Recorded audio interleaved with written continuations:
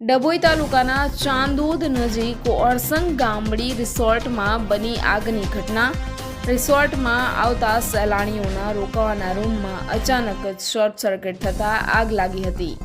આગના બનાવને પગલે સ્થાનિક કર્મચારીઓ દ્વારા પાણીનો મારો ચલાવ્યો હતો।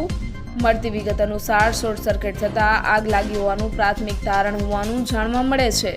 ત્યારે વધુ આગ પ્રસરે તે પહેલાં ડભોઈ નગરપાલિકા ફાયર વિભાગની મદદ લીધા બાદ આગ પર કાબૂ મેળવાયો હતો। જોકે સમગ્ર ઘટનામાં કોઈ મોટી જાનહાનિ કે મોટું નુકસાન થવા પામ્યું નથી।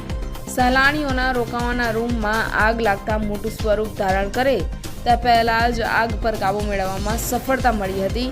આગના કારણે સામાન્ય નુકસાન થવા પામ્યું હતું। જોકે રિસોર્ટના અંદર સેફ્ટી સાધનો હતા તેનો ઉપયોગ કરવામાં આવ્યો, પરંતુ આગ કાબૂમાં આવી ન હતી। જ્યારે કે ડભોઈ નગરપાલિકા ફાયર ફાઇટર પહોંચતા આગ કાબૂમાં લેવામાં આવી હોવાનું જાણવા મળેલ છે।